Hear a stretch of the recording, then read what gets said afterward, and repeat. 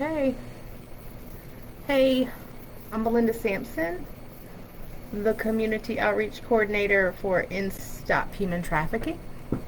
And I'm going to wait just a second because it is right at noon. But what we're going to be talking about today is um, North Carolina's child marriage problem. And quite frankly, we have one in the state of North Carolina. And by what I mean is we have a child marriage problem in the state of North Carolina is that state law allows children to get married based on certain circumstances, and that's proven to be problematic, if you would. So we're going to unpack that in this week's live, and we're going to talk about what's happening on a legislative level to see how to kind of rectify the situation. Because once we dive into child marriage in this state, we're also going to see some inconsistencies in statutory rape laws that actually, once marriage is involved, is sanctifies statutory rape. So anyway, I'm going to go ahead and get started. So we want to think that child marriage happens in other countries, in other places, not here, not in the U.S., certainly not in North Carolina. And forced marriages in the U.S. don't happen, but that's not true. Data released in August of 2020 by the International Center for Research on Women pretty much outlines that not only does North Carolina allow for children to be married, but children as young as 14 can get married here. This state is in the top 5 states in the nation that has the highest number of child marriages.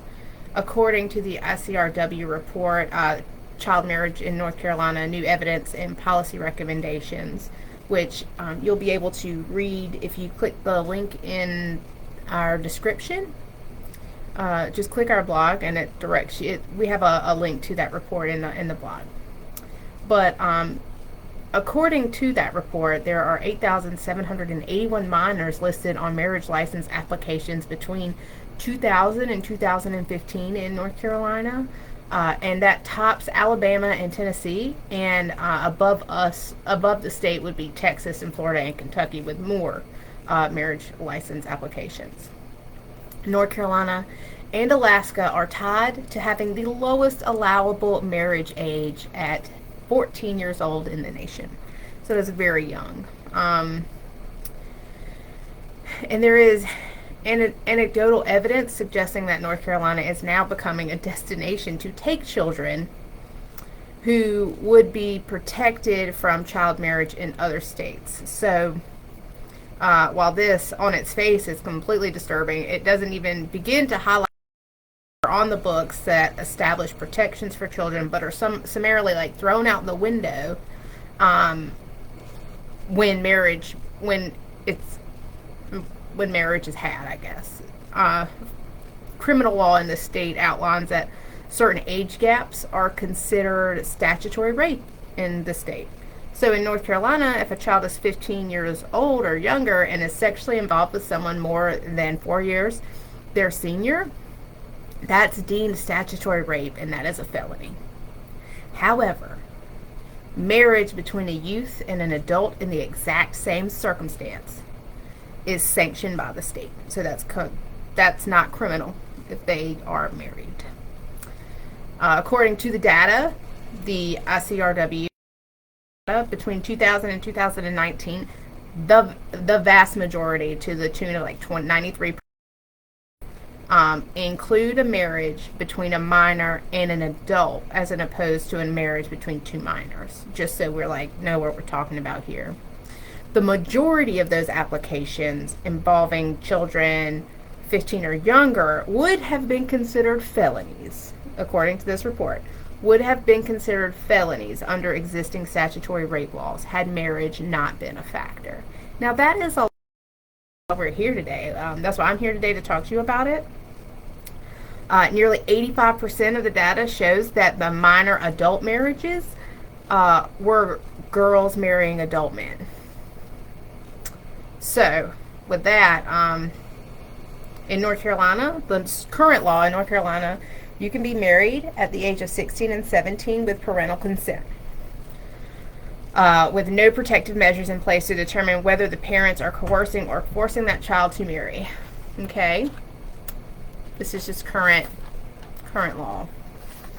Now let's talk about the children who are 14 or 15 have to go through a judicial process to marry, to access the state's pregnancy exception. So 14 and 15-year-olds can get married if pregnancy or child having a child is involved.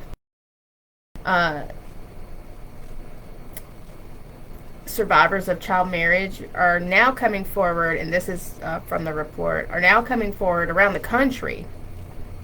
Many have reported that they were forced to marry their rapists in an attempt to shield their rapist from prosecution for forcible or statutory rape, to cover up cases of child abuse, neglect, or exploitation, or left to suffer other lifelong irreparable harm from being married so young. And I'm going to talk a little bit about some of the harms of being married young as well, and how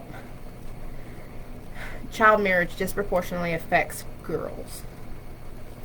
So just so we're all on the same page about this is why we care at NC Stop Human Trafficking. Well, we should all care about this, honestly. It's child sexual abuse. It's a human rights violation. But it's also, forced marriage is considered human trafficking by the Trafficking Victims Protection Act. So it can also be trafficking.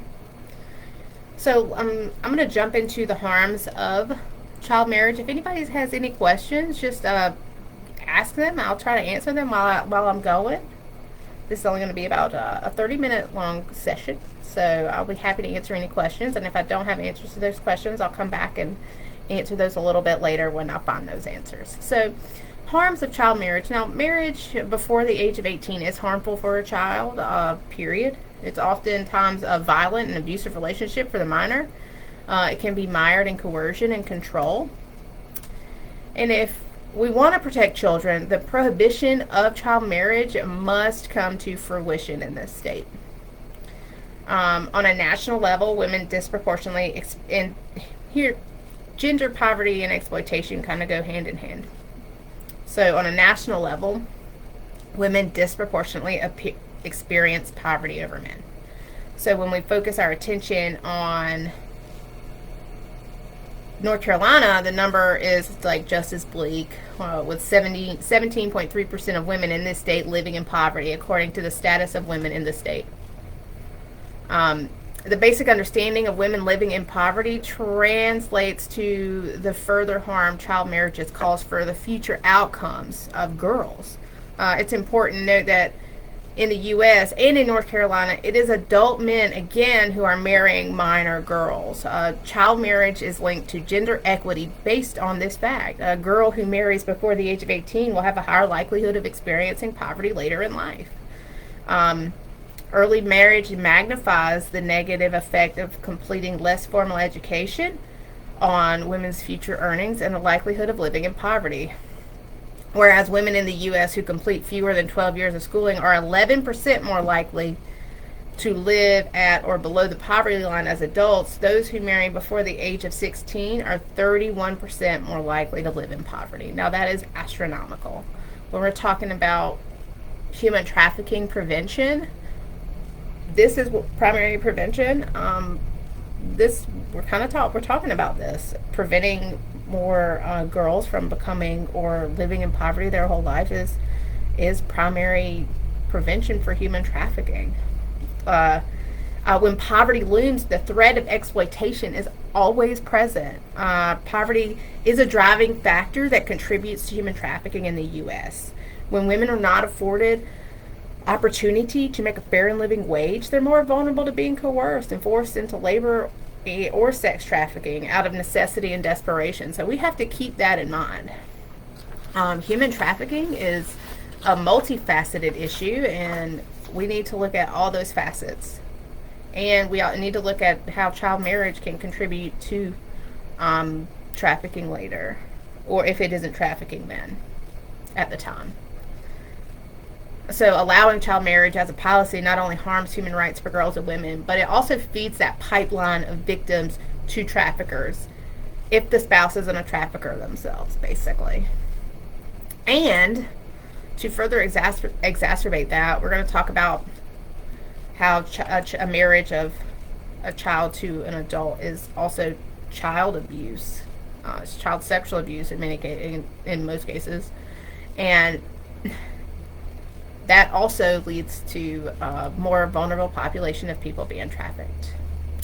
So there's like no reliable quantitative data suggesting that early marriage will increase domestic violence, but there is a strong evidence based on survivor stories that physical, sexual, emotional, and financial abuse and reproductive coercion is common in child marriages.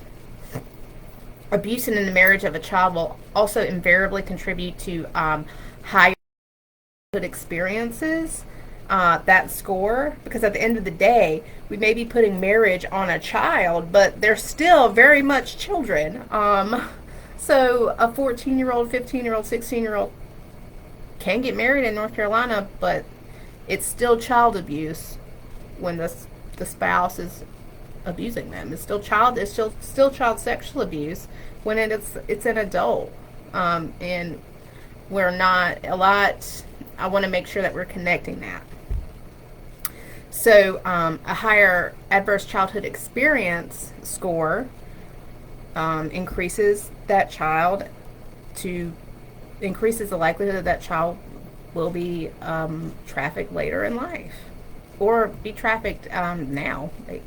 A study from the American Journal of Public Health, and that study is called Human Trafficking of Minors and Child Adversity in Florida. So it's only studying. The only study group is minors in Florida who are actually in the juvenile justice system. So just so you know the limitations of that study.